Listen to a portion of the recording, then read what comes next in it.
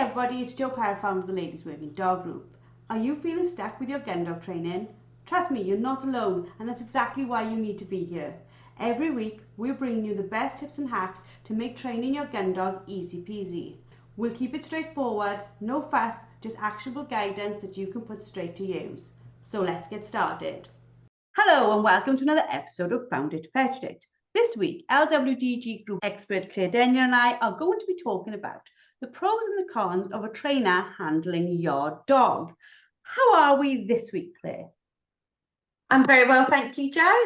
The sun is finally shining, a little bit less rain, so it's all good. I look out to the window today and see the sun and I'm like, oh my God, I'm excited for life. And I think we all feel like that, don't we? It's just like, oh, finally, a little bit of warmth in our bone, a little bit of dry ground. It's going to be a good day. And it's making training so much nicer. Absolutely. Like we're not all dressed like we're about to get on board one of those like crab ships and go to the Bering Sea. Let's talk about this topic because I think it's a super interesting topic about really the pros and the cons of somebody touching your dog. We're talking here about a trainer touching your dog, but I think that we've got to give this consideration in either way, isn't it? Is what we allow, what we don't allow, what we're comfortable with, what we're not comfortable with. Can we start by explaining why your trainer would handle your dog and like what context your dog should be handled in? Yeah, this is a very much it depends on the dog and the situation kind of answer, because it really does. There are certain scenarios when I'm working with a client, we know that everybody learns differently, and some people are more visual learners. So sometimes with some clients, it might require a practical demonstration from the trainer to help the owner understand what it is the trainer is trying to get across to the handler. So that could be the way that they are providing the reward to the dog, so the placement of the reward. It could be the way they're holding the lead.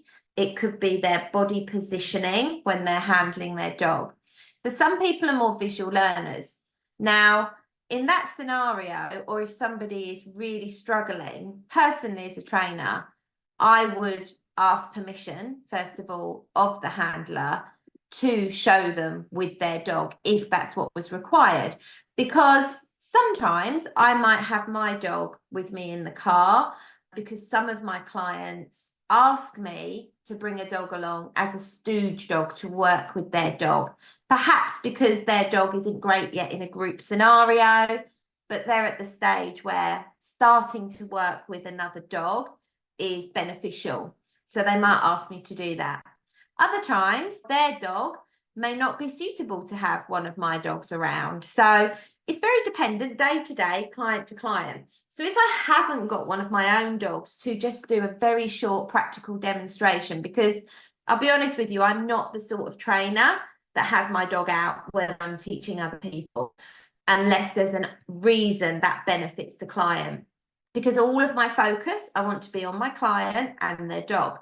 So if I haven't got a dog to show them practically, I will ask permission to take the lead and show them what it is that I'm explaining to them. So that's one very simple example of when a trainer can work with the owner's dog for the benefit of the handler. But ultimately, the trainer's job is teaching the handler how to train the dog, unless you are somebody that takes in dogs for residential training, and that's very different. You touched on something there, which I think is the first part of this, which is asking permission, because like a really short related idea around this. My mum is very much a kinesthetic learner, without doubt. When we go to sugarcraft class, I'm quite happy for our teacher to take my work and do whatever she's doing to show the next step. It drives my mother nuts. Now, literally, it's not just a case of she's doing the work for her, which drives my mother nuts because she can't learn. My mother has to do to learn, but also she just picks it up and does it. And like that one little thing of not asking permission It can be incredibly overpowering, can't it? Absolutely. I always ask permission. I would never, ever take the lead of a client's dog or touch a client's dog without asking permission, because at the end of the day, I don't want that dog, and this goes into a whole nother realm of it. I don't want that dog in any reason starting to be more interested in me or training better for me. And perhaps that could humiliate the handler, the client. They could feel embarrassed if I can do it with their dog, but they can't. My job as their trainer, as their coach, is to show them and educate them through whatever means necessary for them to get the result with the dog.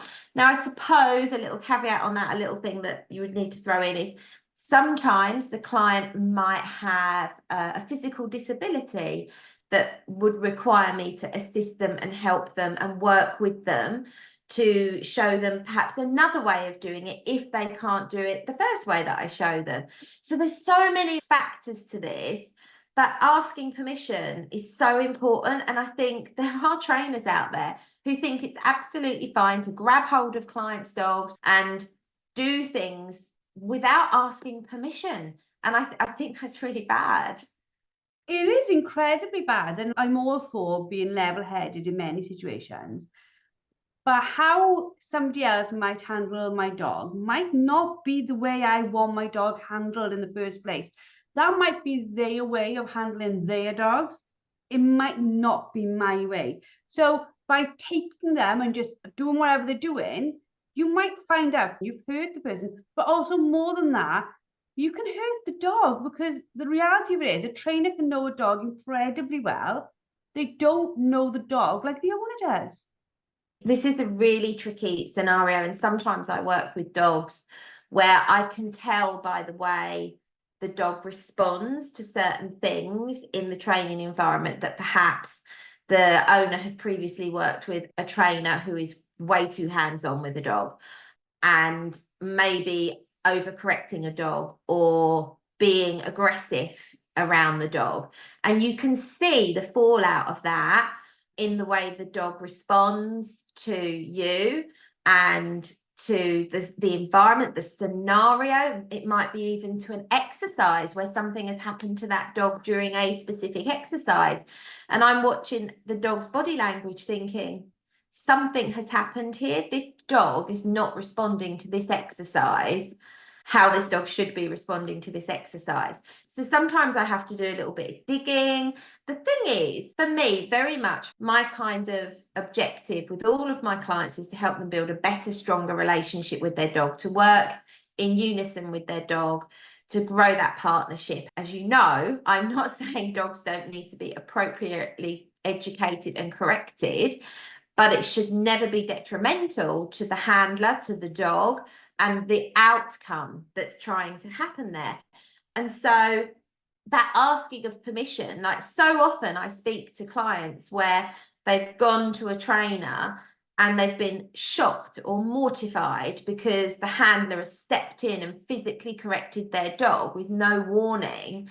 And it's not something that the client is comfortable with, but because this is a professional, they think they can't say anything. And it's like, yes, you can say something. Of course you can. I think that part on our side as the owner, if we are not comfortable, we have to speak up, don't we? Because I think there's nothing worse, and we hear it 1,000 times, stories of people who've been out with a trainer, they haven't been happy with the way the dog's been handled, but they also haven't said anything. So the trainer doesn't know that they've upset them. And the reality is that that owner, 9 times out of 10, doesn't go back, never tells that trainer why. So the trainer is none the wiser that what they're doing is actually affecting their client. And I know it's not about the trainer, it's about the dog, but this lack of communication makes that trainer think it's absolutely fine to go and do this to the next dog. Yeah, now that's, you hit the nail on the head when you said that lack of communication, and that's what it is. It's when I meet a client for the first time have a conversation with the client before we even get the dog out. Or if they've travelled a long way, I'll say, get the dog out on a lead, give it a wee, pop it back in the car. Let's have a conversation first. I want to get to know that client before we start working with the dog.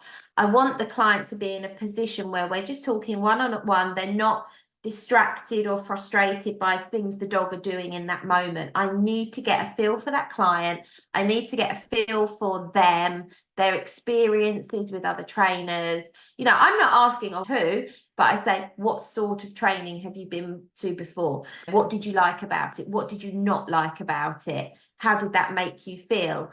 How do you feel about this? I use food and play in my training. Are you comfortable with that? If I need to correct the dog, these are the ways we might look at correcting the dog, but it would always be appropriate, non-abusive, non-harsh. So I have that conversation first so that before we even start working with the dog, me and the owner are on the same page. I know what they are feeling. They understand me as a trainer, and they already have been given permission by me to tell me if they're not comfortable with something, because if they're not comfortable with something, I'll find another way. You know, and that's the thing, you work with the dog in front of you, but not only the dog, you work with the handler in front of you as well, and that's really important. I feel like we've just now advanced that saying of work with the dog in front of you. It'll be like work with the dog and the owner in front of you. But yeah, Yes. I agree with you. And let's talk a little bit about, because we're talking about like the challenges there of a trainer handling our dogs. What are the benefits? So where consent has been given by the owner for the trainer to handle the dogs, and we are talking about that. We're not on about consent being given by the dogs. We're not going there. No. Where the consent has been given by the handler for the trainer to handle the dog. What are the benefits when that does happen? It can give clarity to the dog. That's one of the big, huge benefits. If the handler isn't confident in what they're doing, or it's taking them a little bit of time to understand, the trainer, with permission of the owner, can help not only show the owner how to do it, the precision involved, the reward placement, the body positioning, the difference between the reward being given out of placement, in placement, all of those things, but also they can help give clarity to the dog so that when they give the lead back to the owner, the dog already has a little bit of an understanding of how this is going to go down, even if the handler maybe doesn't get it quite right. So an example we've used in other podcasts is about, you would never put a novice rider on a novice horse, would you? Well, this is where very often we have first-time dog owners with young puppies, or they've rehomed an older dog with very little training. And this is an example where it can then be beneficial for the trainer to help to give clarity to the dog whilst also teaching the owner. So that's one benefit, is that clarity to the dog, because the trainer has done this multiple times over and over again with a variety of dogs, so has a technique that is clearer to the dog, has body language that is clearer to the dog, reward placement that is clearer to the dog, but the trainer must then transfer that information to the owner. I know for me, like, I edit all your amazing masterclasses and that of other experts. And when I'm visually watching something, it makes so much sense to me. I'm absolutely a visual learner. But then once I'm editing the podcast and I put it up, I'm not a good listener without being able to visually see what's being explained. And I listen to it and I think, oh, I don't know if I could learn from podcasts where you're telling me the same stuff. I really do have to see it. And I think it's about knowing your learning style. Like, I know if I came to you, we'd had the conversation and I said, yeah, you can handle my dog. I know watching you show me how to do it would click far faster than you telling me. In fact, I would probably say, Claire, show me, show me. I probably wouldn't just things I do say, because that's the way I learn. So it's about us working out how we need the trainer to help us, isn't it? Yeah, it is. And the thing is, sometimes I look like I'm line dancing when I'm working with the handler, because maybe the dog isn't a suitable dog for me to demonstrate with. Maybe I can't take the lead. Maybe the dog is fearful. Maybe the dog is super attached to its owner, and so it's not going to work with me. So in a scenario like that, I'm going to stand next to the owner and get them to mirror me. We might even put the dog away for a minute, and I'm going to go, we're going to do this together, and we look like we're line dancing, because I'm standing next to them, I'm showing them how to move the body, where to put the legs, where to put the reward, how to then move with the dog. And so sometimes it looks a bit like line dancing, because yes, some clients really are a visual learner, but sometimes it's not appropriate for the dog, for the trainer to take the lead and to show with that dog. And like I say, equally, I may not have one of my own dogs in the car, because I know that dog coming up is not a dog that can be around other dogs. So it would be dangerous and potentially a very unprofessional thing for me to do, to have a dog with me if that dog is fearful of other dogs. So there are times where you have to be creative as the trainer with a visual learner handler, because maybe you can't show them with a dog, their dog or your own dog. And so you have to be really flexible on that. Apart from, some of us can feel a little bit like, oh my God, for example, dog's just done it for that person, but they've not done it for me. I am the weakest. Apart from that, which is more about us building our own confidence than it is about the situation, are there any negative effects of a trainer handling the dog? Yeah. Yeah. So just on the point, I'll go back to what you just said about the owner feeling like the dog's doing it for them, but not for the handler. Just to add to that, sometimes it's not even about that. The dog has no history and relationship with the trainer. Sometimes the reason a dog will do it for the trainer in a demonstration, but then struggle with the handler, is because, and it's not saying that there's a bad relationship, but there's a history of things not being done with clarity with the handler. With the trainer, there's no relationship and no history. So sometimes that's why the dog does it for the trainer, because they won't push the boundaries with the trainer because they don't know the trainer. Whereas with the handler that they live with, the owner, they might push those boundaries because of that history in the relationship. Moving on from that, your second point there, any other negatives? Yes. So something that we see quite frequently, John and I, is when dogs have been to trainers with the handler who are very hands-on, and I'm not talking about abusive or harsh handling here. I've already talked about what you might have as a fallout from that, but maybe they've been over-friendly with the dog. And so the poor handler is mortified, because when the trainer throws the dummy for the dog, let's say it's a retrieve and they throw the dummy, the dog takes it back to the trainer and not the handler, because the trainer has been too hands-on, too familiar, and built up too much of a relationship with the dog. That's also, so it's a complete opposite effect, but also not good, because I want to build, as a trainer, my job is to build the relationship between the dog and the owner, their handler, not the relationship between me and the dog. A reason that I might be more hands-on with the dog is if it's very timid and very nervous and maybe has had a bad experience with a trainer, so I need to build its confidence.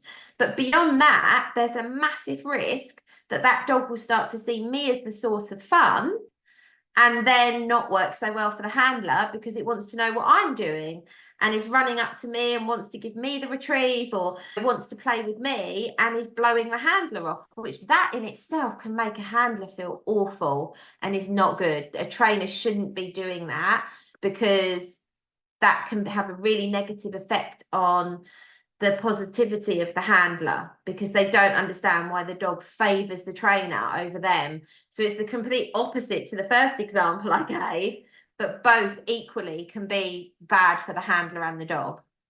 I think as well, there's an addition to that, in the fact that you can end up breaking down an owner and dog's relationship, because if they're not blaming the trainer, they might be blaming the dog. You know, I can remember growing up again with horses.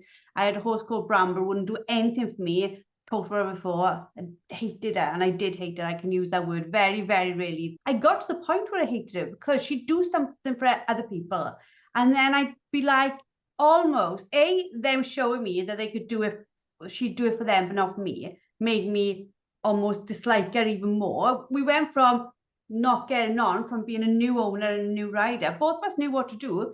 I was at the stage at that point when I knew what to do. So I knew I wasn't riding her incorrectly, and she knew her job. There just wasn't a gel. It hadn't happened. We just hadn't gelled. And instead of people allowing us that time, they would get on her and show me that she'd do it for them. And that's all I would end up thinking is, you're a monkey of a mare, because why won't you do it for me? And I just got more and more upset by other people showing me it could be done with that. And I got more and more that I hated her. And I use that word strongly, but truly, because I just thought, well, why won't you do it for me? Like, what is wrong? And it did become, and it shouldn't have become, I was a child, but it became really personal. It literally, if there was ever going to be a chance that we would have had a bond over time, other people touching her and showing me what I couldn't already do, smashed that apart. You just said exactly it's the same with the dogs and their owner handlers. You know, it can be so demoralizing for the handler if the trainer repeatedly takes the lead and says, look, your dog can do it fine, it's you. And there are trainers that actually say that, and it's such a bad thing to say. No, actually, there's the communication breakdown there between the dog and the handler for whatever reason. But the trainer's job should be to look at it and go, what are you doing differently that's meaning that the dog is not doing it the same for you as for me? Am I too involved? Have I created this? Or do I need to change something about how these two are working together? So the trainer should be constantly troubleshooting what's happening. Whatever the trainer sees in front of their eyes, their job is to dissect that, work out if it's a handler issue, a dog issue, both issue, behavioural, lack of understanding, poor communication. There is such a multitude of things and reasons why things go wrong in training, but the trainer's job ultimately is to help that partnership grow. Unless you are taking dogs in for residential training and you're actually taking on the role of handler to that dog, the primary thing in my head as a trainer is, how can I do better for this partnership? Not how can I show off with a dog. And that's one of the other reasons I tend not to use my own dogs in sessions with clients, is because I'll only do it if there's a reason to do it. So let's say they really want to get their dog into a group class, but the dog has potentially in the past not been ready to. We'll use my dog as a gauge, or to build confidence in another dog, or to see how the steadiness is coming on with that dog around another dog. But the last thing I want to do is say, oh, well, this is how it should look. You know, that's not a great thing to do to a client. No, you should be thinking, how can I better educate this handler to help them get the result? And you're right there completely, as always. But like, I think it's a trainer change your mentality and an owner change your mentality in the fact that you do not pay for dog training, you pay for dog handling training. And that's what we've got to get right in our head, isn't it? Like you just said, you're not there to train the dog, you're there to train the handler how to train the dog. I suppose it's how we say things, it's our wording. When you say, I'm going to dog training classes, it's that mix, like literally without going like over the top. It's like, I'm going to dog handler classes because it's me that's got to learn, not Fido. Fido will learn when I do it. You're right. And I think what just popped into my head then, my priority when I meet a client is the end goal is for them to have a great partnership and achieve their goals together. So to do that, I have to get the best working relationship with that client. And I actually need to have quite a neutral relationship with the dog, because I was thinking about it as you were talking there, and it was like, hang on a minute. So if let's take this scenario. So for retriever training, walk up scenario. If I've built up too much of a relationship with the dog and the dog sees me as this massive source of fun, let's face it, the trainer will always look like a source of fun if they're out there throwing the dummies for the handler. Okay. Now, with some dogs, I've even removed that, because that's already an issue. So I'll be like, I'm not throwing you any marks. You're throwing the marks. I'll put them up blinds out for you. And my work memory is the dog needs to become more neutral toward me. It's too interested in me. So that walk-up scenario, the dogs are all fixated on the person out there, which is usually the trainer or a dummy thrower, throwing the dummies. So that fixation is already there, which creates this massive amount of anticipation in the dog that the fun is coming. But the fun is not with the handler. So for me, it's like we have to create this relationship and this kind of understanding for the dog that it's the handler that is actually providing that fun through being there with the dog for the training. You're not just a lift to get there and then the trainer provides the fun. You know, the handler's not just the taxi driver for the dog.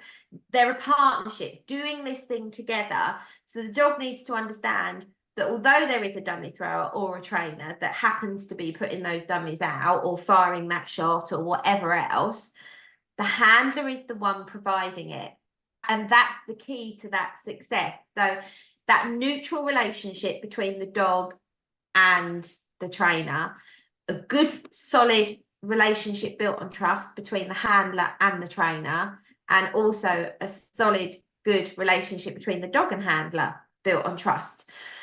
And then I kind of think about it because it's like, if I do have to step in and interrupt a dog because it's maybe doing something it shouldn't be doing, if that dog has a really neutral relationship with me and they're about to wee on something instead of pick up the dummy, I could just interrupt with like that to the dog because I'm nearest, because I'm now out near the dummy. Handler can continue being good cop.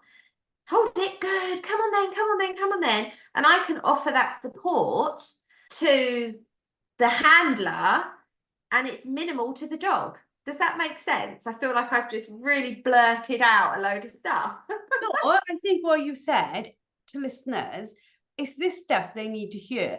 Like on Saturday when I went to Sam's event, I sent Rex out. Rex knows his job inside out. I sent him out so badly, I should have been shot on spot. He was like, he knew his job so well, and I'd done such a bad job of sending him out.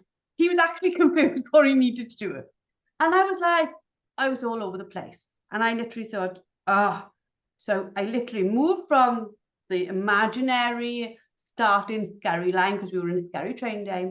I stepped out and I started quartering him, not because he needed it, although he did, but to focus my mind to get him to the dummy. And I came back and Sam said to me, well done, you turned something that was going shockingly.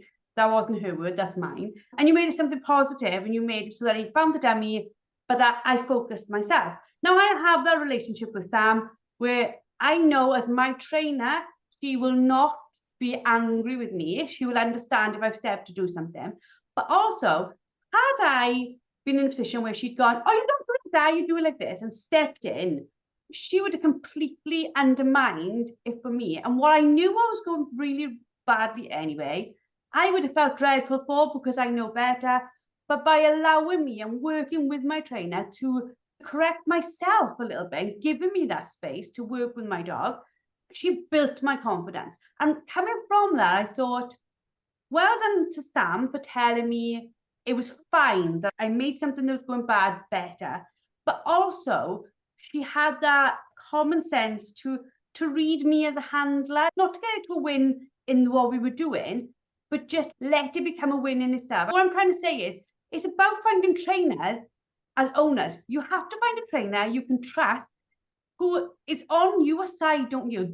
You're right. The trainer should be building the confidence of the handler, educating the handler, having as much of the neutral relationship as they can with that dog, unless there's a really good reason why not. So like a sensitive, nervous dog, I will definitely be more engaging with until I've grown that dog's confidence. But then once I've done that, I've got to be neutral. I never, ever want a client's dog to be fearful of me, worried by me, or intimidated by me. And any handler that's working with a trainer who the trainer is doing that to the dog, that's just not cool. Dogs shouldn't be feeling like that about the trainer. The trainer's job is to help the handler make progress and do what needs to be done to educate the owner and the dog, but shouldn't be making dogs feel intimidated or scared or worried about making a mistake. That's just not good training. And it takes real trust between the handler and the trainer, real trust and a strong professional relationship to get to that point where you can have those really honest conversations. Your dog needs this, your dog is feeling that, your dog has strong emotions about that. Yes, your dog is being a little bit naughty now, and this is how we're going to rectify it. Because that's the reality. The reality is the dog will make mistakes. And sometimes those mistakes are because the dog hasn't been taught properly. There's confusion. It's not clear to the dog. And sometimes dogs are genuinely a little bit naughty. And then that needs to be handled professionally and in a way that's appropriate for that dog and that handler. On the weekend, what I loved as well, we had people on slip leads. I had taken Rex on purpose on a leather collar with a bandana on it because I was like, sometimes I like to show that you can step outside of the traditional Gundog look and it is okay. But I like it, you know, Rex is clipped out, Ella is clipped out, all the things that I suppose people think, oh, what if I did that? Would I get a row for that? I do with my dog. But there were dogs who had e-collars where their owners had been trained to use them and were using them beautifully with those dogs. In fact, they weren't using them because they'd been used beautifully with dogs. And those dogs were happy and bounding around and having just as much fun as the other dogs. And I looked around and I thought, what amazing experts like you and Sam and Jem do we have that we can bring all these people with all these ideas of how they want to train. And that's what we're talking about here. And no trainer is saying, you're not doing that in this class. That's the wrong way. That's the right way. They were able to be there and be comfortable. And I was really proud of the LWDG. Like, it's giving me goosebumps. So proud. Really proud of you guys. That I thought I knew Jem's Spaniel training weekend was going on at Ipswich on the same day. And I knew Jem's group were having the same experience. I didn't even have to be there. Your group the week before and it's coming up again at the end of this month. I know they're getting the same experience. They're not being judged. They're not being downplayed. And when we're having this conversation about what's best for the dog here with handling, it comes down one deeper than that, really, doesn't it? It's how do we allow the handlers to learn without us making them feel the fool or being over handsy with their dogs when there's absolutely no need? Yeah. And I think that's education, isn't it? It's giving people the confidence and empowering them to speak up and to protect their dog. Protect isn't the word I'm looking for. I can't think of the word I'm looking for. They can speak up and be heard, because I think there is the feeling, or I certainly hear it. I don't hear it about you guys at all. I don't think I ever have. But I hear it about XYZ trainer where their owner hasn't been heard. They've said, even if they have spoke up and said, oh, I don't want to do that with my dog, if they've been demoralized and steamrolled over in, well, this is the way. This is the way. And that annoys me a little bit, because it isn't about this is the way. It should be, like you've said, like we've discussed, speaking to the handler and saying, okay, how do you want to do this and how can we best approach this? And where again, we've got a podcast on this, where do we find the middle ground if there's something that may not work with your dog? Because owners, let's be honest about this now, owners can want to train one way and the trainer can see that that dog is not going to learn that way. But they've got to be heard, and there's got to be a conversation that allows the owner to see why what the trainer is saying is a better route for that dog. And that's about communication. It's about honest communication between the trainer and handler, and the trainer having the ability to tell the handler what they see in the dog's behavior, the dog's body language, the dog's ability, and match that with what sits right with the handler and say, these are our options. So for me, I'll usually say, these are our options. We can do X, Y, or Z, but we've got to do something. We've got to do something. We can't continue as we are, because the dog's not going to progress. The dog will continue to be confused. Things will continue to go wrong. And so it's having that honest, open dialogue and being an educator at all times.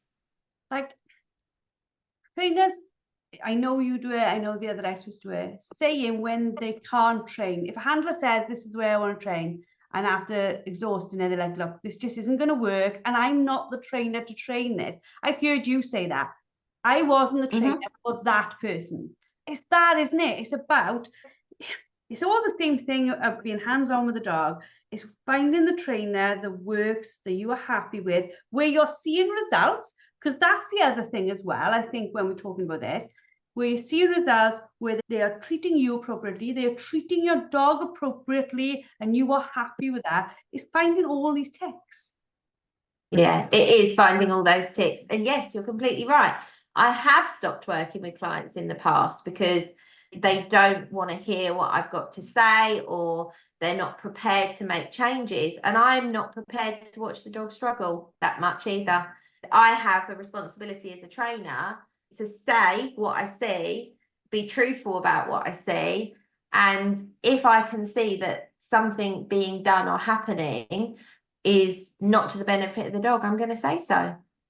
To close up what I think has been yet again another amazing podcast, what piece of advice would you give to the listeners who are trying to decide, and this is a sad thing because I know my personal view on this, it's like whether to work with a trainer or handle the training themselves. I almost think in pretty much every instance where you can get to a good trainer, you should at least try to do some, if it's just training days or something, because even for your own confidence, to see other people handling, going right, going wrong, watching me quota when I should be like retrieving, like all that stuff gives you confidence in yourself. But what sort of advice would you give people who are like, the handler is being too handsy with my dog? I'm thinking the only other option is I train the dog myself. What sort of advice would you give them? How do you get out to that? So if you're already in that situation where the trainer is maybe too involved with your dog, too hands-on with your dog, whether that's in an over friendly way or maybe in a negative way that makes you feel uncomfortable, I think the most important thing is to have an honest conversation with that trainer.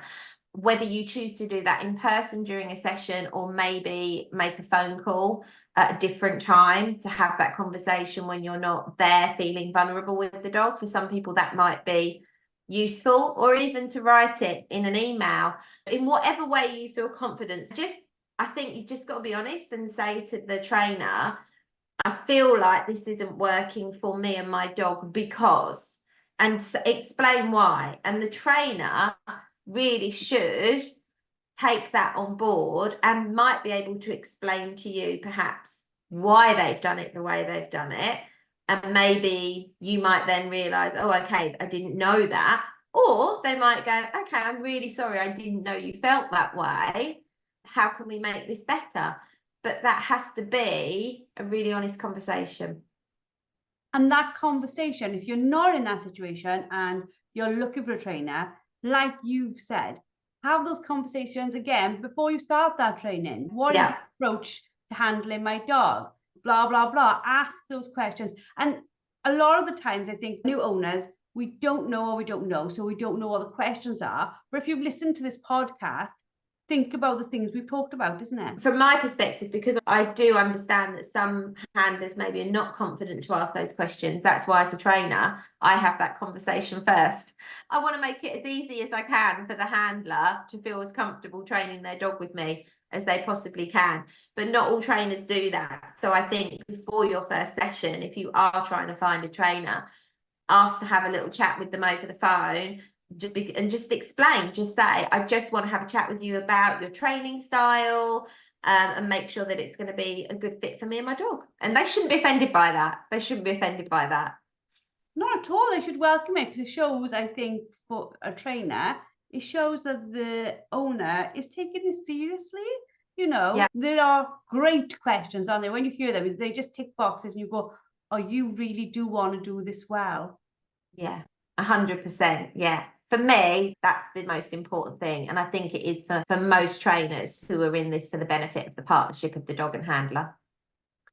Fabulous. Well, if you've been listening to this and you're like, okay, I've loved this, please subscribe, please review. It helps us to get out to other people who may not know that this sort of educational facility. This free information is there for them. So we really would appreciate it. Have a little look at our book. That will help you with understanding how to build your confidence. Have a look at our other podcasts. You've got all our fantastic podcasts, including other podcasts that Claire and I have done about picking trainers, etc., that you are going to absolutely love.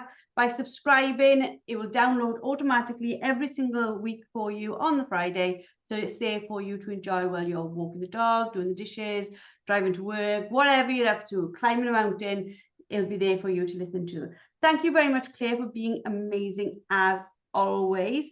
You can find more of Claire's amazing training within the LWDG group. She's provided us hundreds of masterclasses, hundreds of hours of live coaching. She is there to talk to you all the time. And for our members, you have access to her pretty much 24/7 and to the other amazing experts too.